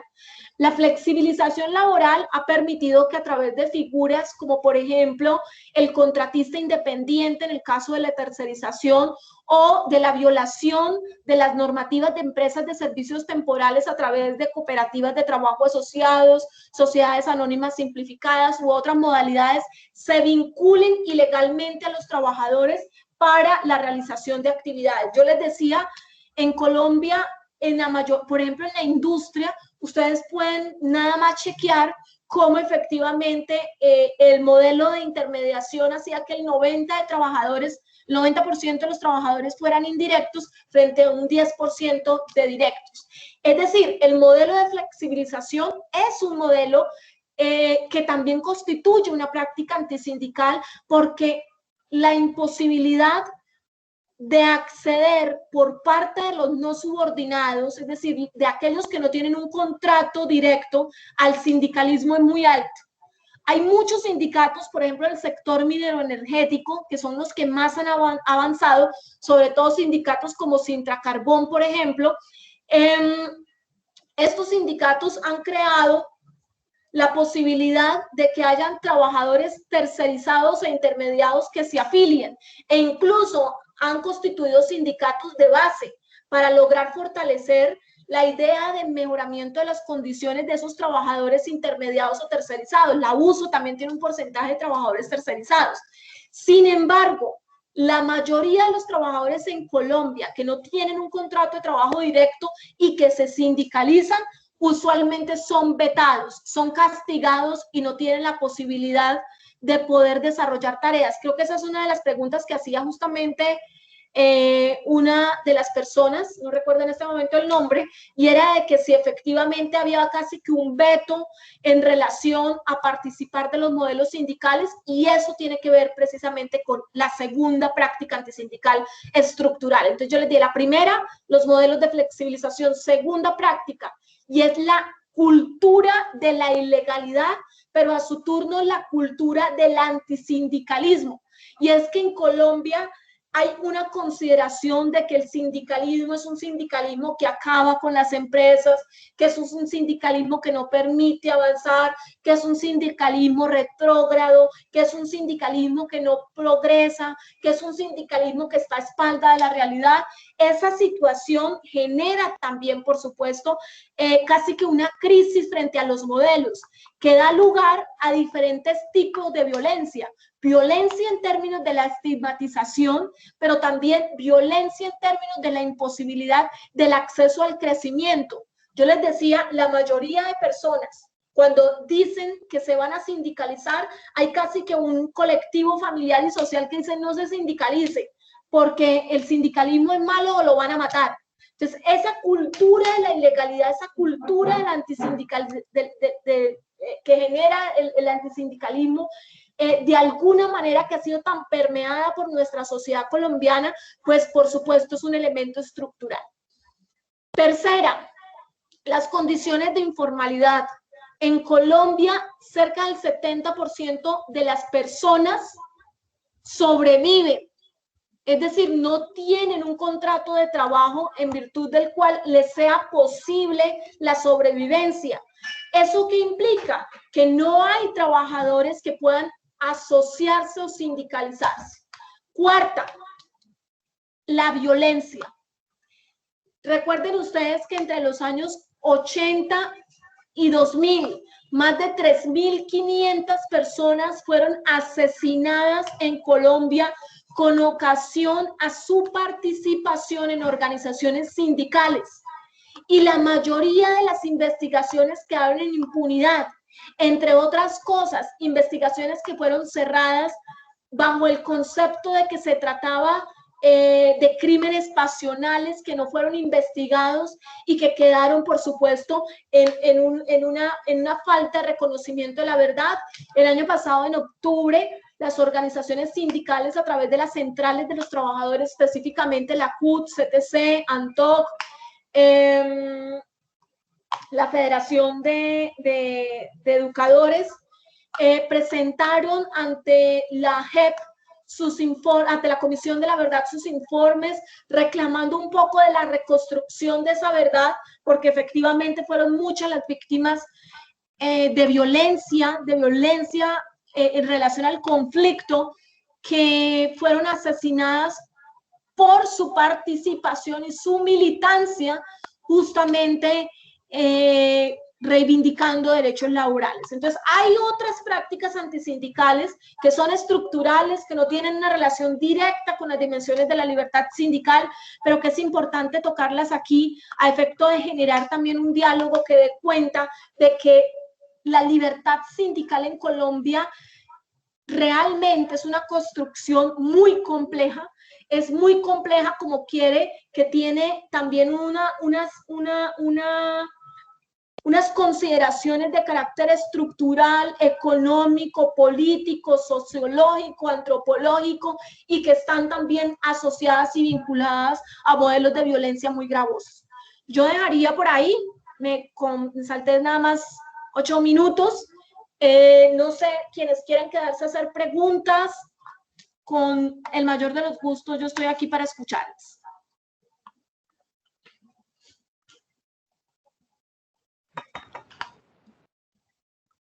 Marely, muchas gracias por esas aclaraciones, espectacular, muy claro, muy explícito todo. Nos llevamos pues ampliando nuestros pocos conocimientos en la experiencia, lo que hemos ido adquiriendo a través de la experiencia. Tengo una duda, es porque nosotros, hablando desde la parte sindical, existe en algunas organizaciones, pues, varios sindicatos, que no debería ser así, ¿no? Deberíamos ser siempre unidos, y esa es una de mis propuestas a futuro. Puede ser que podamos lograrlo. Hasta ahora empezamos como en esa tarea de convocar a los diferentes estamentos para que nos unamos en pro del bienestar, y sobre todo de evitar que ocurra eso, todas esas antisindicalismos desde los cuales usted ahorita hizo mención. La pregunta muy en concreto es, ¿existe diferencia entre los sindicatos de trabajadores y las asociaciones de empleados públicos? Ok, bueno, esa pregunta es muy buena, y se puede, eso depende. Depende de cómo, de hace más o menos unos 10 años para acá, ha habido un marketing distinto en relación a las organizaciones sindicales. Llegaron nuevos defensores de derechos laborales y con ellos también nuevas perspectivas del sindicalismo. Yo recuerdo que comenzaban a decirle a las organizaciones sindicales, miren, una de las formas de deconstruir esa violencia es también dejándonos de llamar sindicatos. Entonces llamémonos asociación, llamémonos unión, llamémonos de otra forma. Entonces, si la asociación se llama asociación, pero es un sindicato y goza de todos los derechos. Por supuesto, ya ustedes saben que la negociación en el sector público tiene otras características.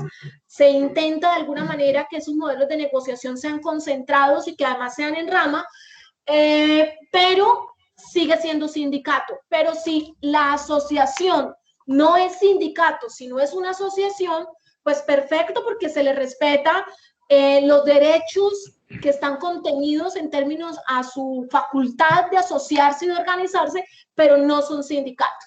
Es decir, la libertad sindical se predica del sindicato, la OIT ha dicho, y de las otras formas como se quieran constituir los trabajadores. Eso lo ha dicho la OIT, es decir, la OIT sí dice, si ustedes se quisieron constituir como asociación, yo entiendo que son asociación, pero en Colombia los derechos del sindicato están asociados al sindicato, independientemente, por supuesto, del nombre que decidan tener.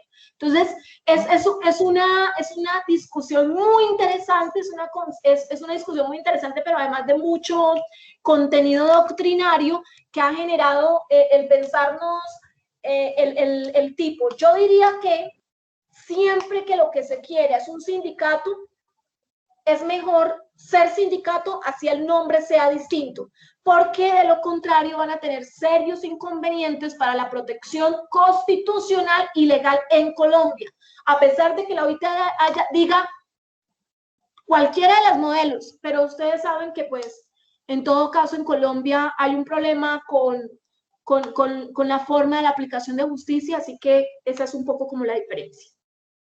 Perfecto, muchísimas gracias. No, a ti, muchas gracias, Martín.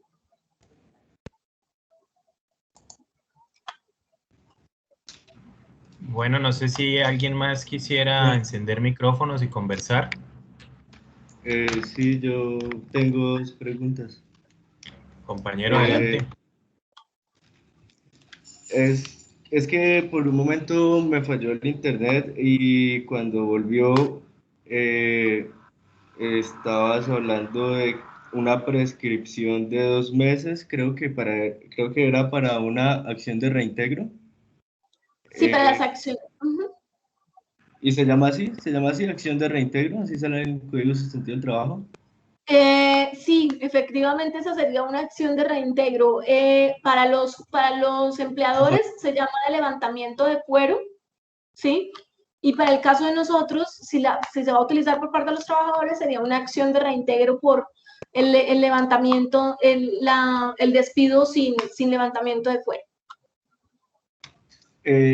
Una acción que funciona desde las 2 dimensiones, ¿no? Es decir, funciona en las 2 dimensiones en términos de que si un empleador quiere despedir a un trabajador que se encuentra con fuero, lo puede hacer, pero lo puede hacer desde la ocurrencia de los hechos que dieron lugar a tal hasta 2 meses. Y en el mismo término también se entiende para los trabajadores como mecanismo de protección. Es decir, es una acción que se puede utilizar por parte y parte. La una para el levantamiento y la otra para la protección de su fuero. Es como una especie de proceso declarativo, ¿cierto? No es declarativo porque es especial y no se declaran derechos, lo que se hace es la protección del fuero. Y es un mecanismo incluso tan expedito como quiera que y es tan de carácter especial que se entiende que incluso es un trámite que no debe durar más de 6 meses, con todo y la segunda instancia y procesos de revisión y demás. En Colombia a veces se demora un poquito más, un poquito menos, dependiendo de los despachos, pero es un proceso bastante rápido. Se hace en audiencia concentrada, es decir, en una audiencia se celebran todas, se contesta demanda, se reciben alegatos, se hacen pruebas y se llega de una vez al fallo. Y es en el único espacio en donde también se puede apelar. O sea, es una audiencia súper express porque lo que se busca es o bien levantar el fuero o bien protegerle el fuero a la persona a la que no, con sujeción a la ley no se hicieron todos los trámites para el levantamiento del mismo. Gracias. Y una pregunta final. ¿Cuál es que yo tengo una confusión en relación a la intermediación y a la tercerización. Creo la tercerización son con contratistas independientes y la intermediación. Creo que yo voy a dictarles esa clase. Creo que yo les voy a dictar esa clase. Luego le preguntan al profe, Diego, pero creo que me había dicho que esa clase también me tocaba a mí, pero yo, rápido para la conclusión, intermediación, envío de trabajadores en misión, empresas de servicios temporales, intermediación, es decir, digamos que esta es la empresa, bueno, esta es la empresa, esta es la empresa, y entonces en esta empresa se intermedia en la medida en que llegan a trabajadores a hacer trabajos en misión ahí. Eso se llama intermediar.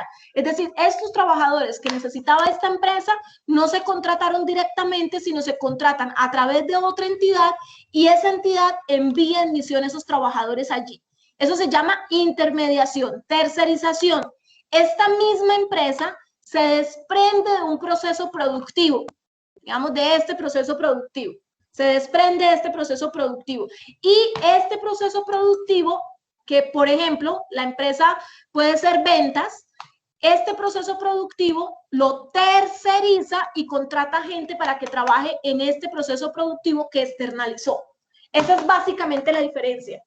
Pero, pues, obviamente es más profunda. Luego, si yo soy la encargada de esa clase, les explicaré con todos los elementos y les va a quedar, les prometo que les va a quedar muy claro.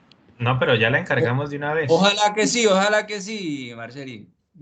Una vez complétala, profe Diego, por favor. Ya me había escrito que le ayudara con esa clase. Pero básicamente, pero yo me comprometo con ustedes a que les voy a tratar de explicar muy suavecito para que efectivamente los temas nos queden como súper claros. Bien, compañeros, compañeras, ¿otro comentario, pregunta, reflexión? Sí. Doc, es que no entendí muy bien lo del permiso sindical. No sé si brevemente me podría dar una explicación. Listo. O sea, nunca has escuchado el permiso sindical, ¿sí?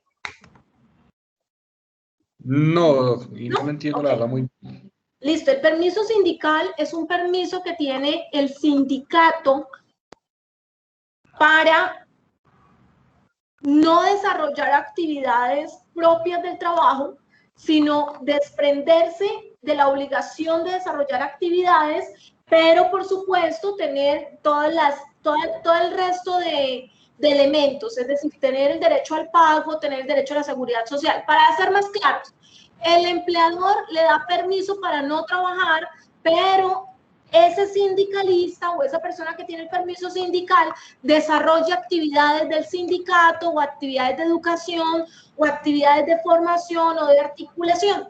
Ese es el permiso sindical. Usualmente, en Colombia estaba muy conectado con la convención, entonces decían, si hay convención y en la convención colectiva dice lo de los permisos sindicales, hay, y si no, no hay. Pero ya la Corte Constitucional dijo, no, si hay un sindicato, lo mínimo es que el sindicato tenga unos permisos que le permitan a un grupo de trabajadores, por ejemplo, poder reunirse. Entonces ustedes dirán, no, pues que se reúnen en el tiempo libre. Eso es fácil. Cuando uno dice, no, pues que se reúnan en el tiempo libre, si estamos hablando de trabajadores que tienen tiempo libre. Pero resulta que en la realidad nuestras empresas, muchas, sobre todo la industria, tienen horarios de 24 horas, 7 días a la semana. Luego nunca podrían tener una posibilidad, por ejemplo, para desarrollar actividades colectivas o nunca algunos trabajadores podrían desarrollar algún tipo de actividad ligada con la organización. Así que por eso está el permiso sindical, como un permiso, una concesión de tiempo libre. Bueno, de tiempo libre, por supuesto, ligado con la naturaleza del sindicato. Los permisos sindicales no son para recrearse, no son para hacer una vacación, no son para uso personal, sino son ligados a la función del sindicato. Eso es un permiso sindical. Muchas gracias, doctora. No, con gusto. Profe, yo tengo una pregunta. Dime. En el punto de que la huelga es como el instrumento que tienen los sindicatos para hacer presión, ahí cómo podrían utilizar ese instrumento los trabajadores, y no solo la huelga, sino el derecho de asociación, los trabajadores que desempeñan actividades relacionadas con servicios públicos esenciales. ¿Cómo podrían estos aspirar o poder llegar a sentarse a negociar con sus empleados, Qué pregunta tan chévere. ya sea con el Estado o cualquier otro? Esa pregunta me encanta. Y me encanta porque mira que la OIT ha dicho, no es cierto que esté prohibida la huelga en servicios públicos. Y la huelga, de hecho, la OIT de hecho le ha dicho al Estado colombiano, ojo, ustedes están asumiendo que está prohibida y no está prohibida. Lo que pasa es que debe estar regulada, que es distinto. ¿Qué quiere decir con estar regulada? Pues que efectivamente el legislador colombiano, que es un exhorto que no ha cumplido desde 1991, debe crear las condiciones a través de las cuales en los servicios públicos es posible realizar huelgas. La jurisprudencia ha dicho cosas básicas. Por ejemplo, ha dicho cosas tan básicas como tenemos que primero definir qué es un servicio público, ha dicho las Cortes, o sea, no es claro que es un servicio público, pero dos, también ha dicho, mire, hay que determinar el aspecto de esencialidad. Es decir, si bien el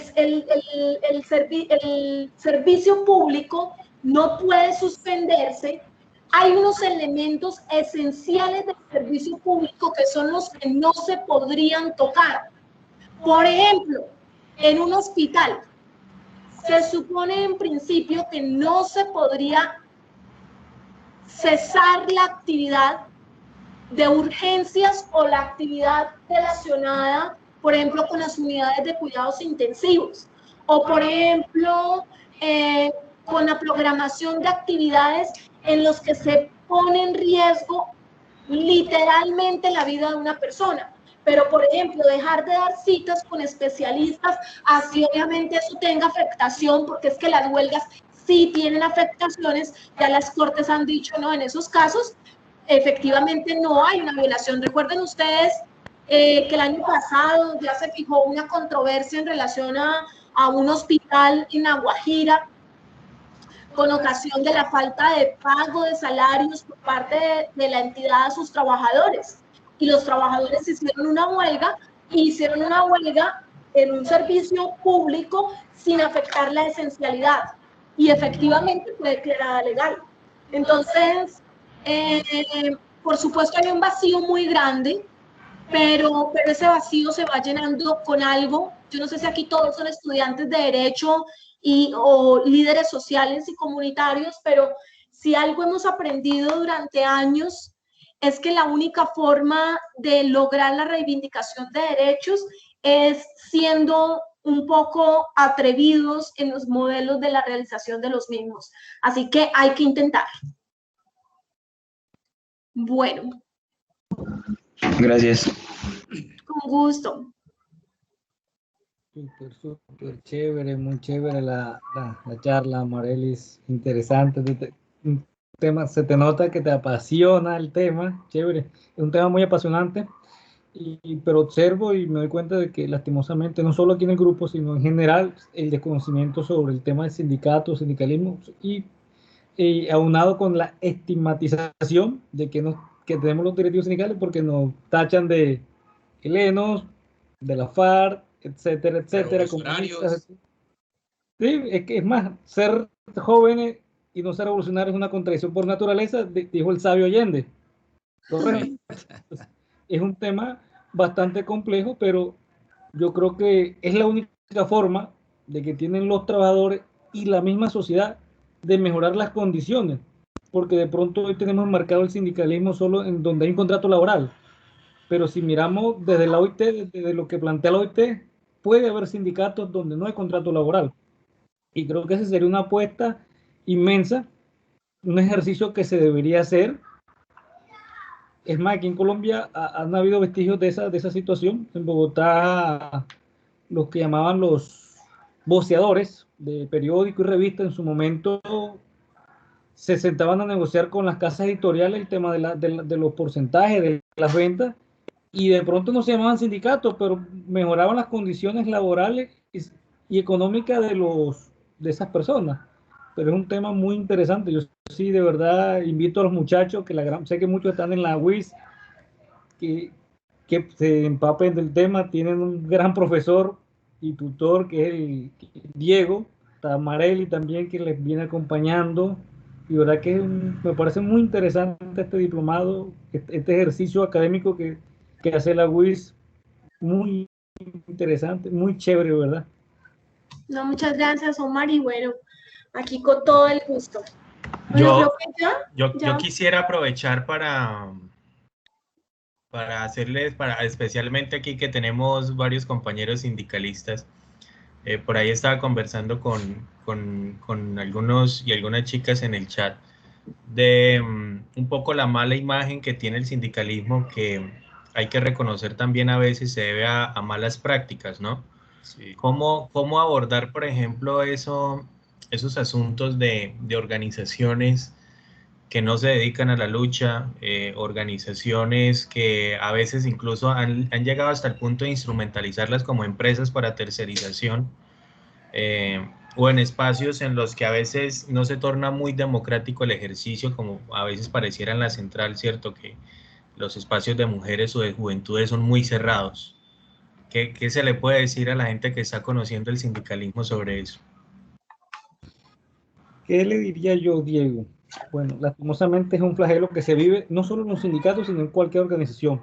Miremos en el mismo estado cómo está la distribución de la contratación de mujeres y en otro tipo de situaciones, Diego. Y lo que pasa es que una mentira dicha 1000 veces se vuelven verdades. O son mitos, son paradigmas, mitos urbanos que la gente comienza a creer. Pero lastimosamente al interior del movimiento hay elementos que dañan y que la gente comienza a generalizar.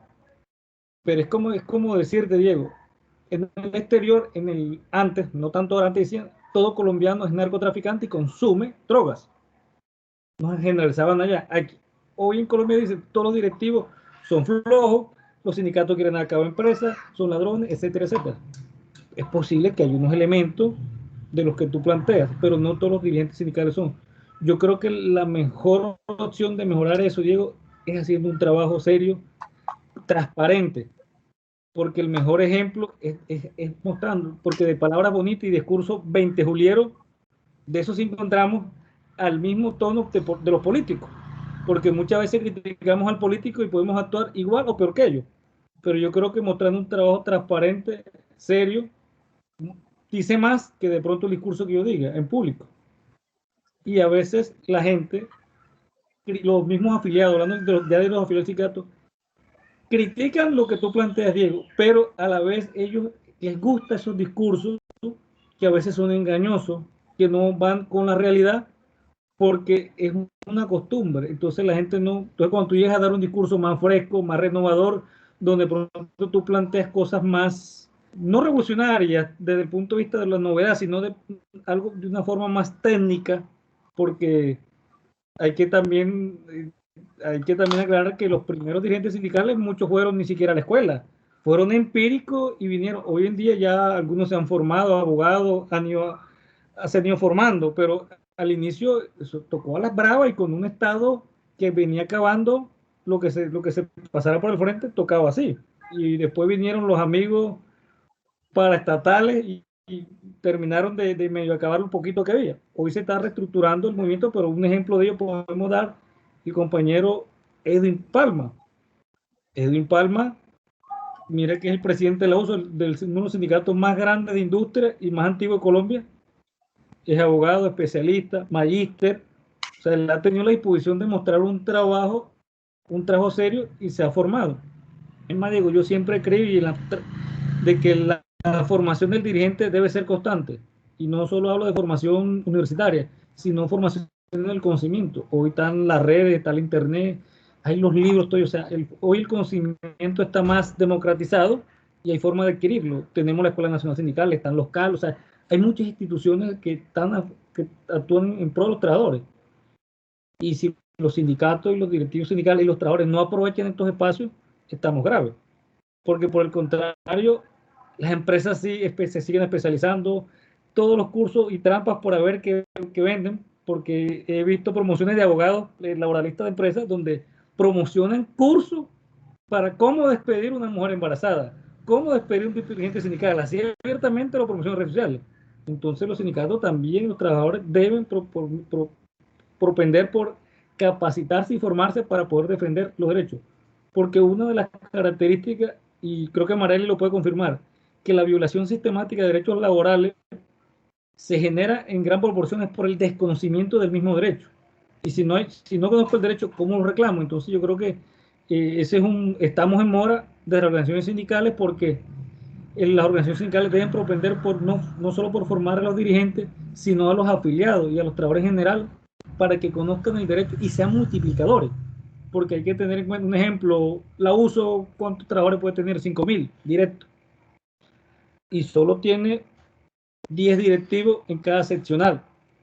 Y no son omnipotentes, no son omnipresentes, no están siempre, están de permisos sindicales, están descansando, se incapacitan, vacaciones, etcétera, etcétera. Tienen una vida, una familia, no están 100% en el puesto de trabajo. Pero si el trabajador está formado y conoce su derecho, es más fácil que reclame o que al menos le informe al sindicato. Porque hay trabajadores que saben el derecho, pero no se atreven ni siquiera a decir al sindicato para que reclame. Entonces es un tema de concientización que debemos ir generando esa confianza entre el sindicato, entre la dirigencia del sindicato y los trabajadores. Buscar esa sintonía o esas, como dirían los psicólogos, esas sinergias para estructurar esa unión de criterios y de convergencia, porque al interior del movimiento hay muchas diferencias, pero debemos estar enfocados en las convergencias.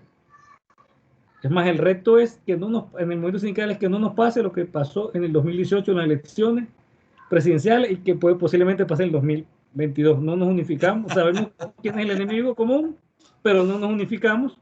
Yo creo que hay que buscar en los puntos de convergencia. Las diferencias las tenemos con la esposa, con los hijos, con la mamá, con la mamá, con todo el mundo. Hay que buscar la convergencia por el bienestar de todos. Y aunque no lo reconozcan, Diego, a través de la movilización y de la lucha sindical y obrera en el mundo, hoy están establecidos en los códigos y en las leyes muchos derechos que en antaño no existían. Pero los que son detractores de los sindicatos no renuncian a esos derechos. Bueno, aquí en Colombia no se puede renunciar porque son irrenunciables, pero ahí sí no reconocen la labor titánica, heroica, porque en antaño no existía el foro sindical y muchas cosas. Entonces yo creo que esos percusores que tuvimos hay que resaltarlos haciendo una gran labor nosotros y abanderarnos de esos procesos. Gracias por el espacio. Listo, Omar, gracias. Mare, ¿tú quieres decir algo para cerrar? Bueno, yo creo que hay algo de lo que... Yo creo que no podemos perder la esperanza. Y yo creo que mejores mundos y mundas son posibles. Yo creo que efectivamente una de las obligaciones más grandes que tenemos en esta carrera de relevos que implica la defensa de los derechos humanos es atrevernos a reclamar lo que nos corresponde y asumir el papel histórico que corresponde a ir más allá de lo que ya otros y otras han entregado.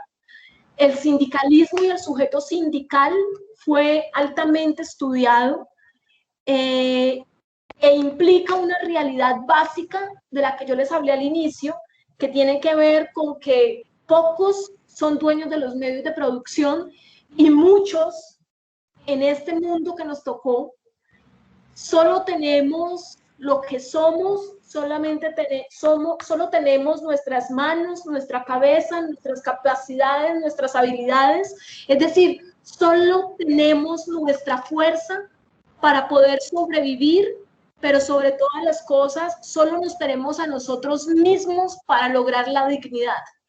Por esa razón, yo sigo creyendo en el sujeto sindical, sigo creyendo en el trabajador y la trabajadora como un eje transversal de la revolución, de esa revolución entendida como un mecanismo de transformación que logra la igualdad, que logra la equidad, que logra la distribución equitativa de las riquezas.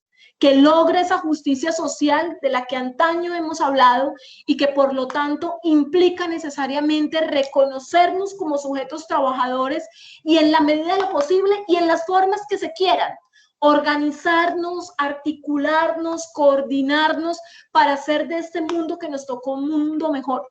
Así que yo creo, por supuesto, en todas las almas que por lo menos a esta hora, un viernes en la noche, están conectadas hablando de estos temas, y como creo en estas almas que siguen conectadas y en todos los que todos los días, a través de esa fuerza del amor y de esa fuerza de la lucha, seguimos dando lo que sea necesario para conseguir la dignidad de otros y de otras y de otros. Solamente me queda decirles que creamos, que nos sigamos encontrando, que nos sigamos articulando, nos sigamos coordinando, y en esa medida, si es a través de una organización sindical o si es a través del nombre que se quiera, sé que es posible la transformación y los cambios. Así que nada, un abrazo absolutamente solidario, de unidad, de resistencia, de lucha, convencida, por supuesto, en que las transformaciones son posibles y que espacios como este del diplomado implican ponerle un poquito de fuego a esa llama inmensa que nos debe seguir recorriendo el alma, la vida, el corazón y el sombrero para pelear hasta con las muelas por nuestros derechos y los derechos de los otros y de las otras. Un abrazo muy, muy grande y gracias por la invitación. Profe Marelli, me declaro un seguidor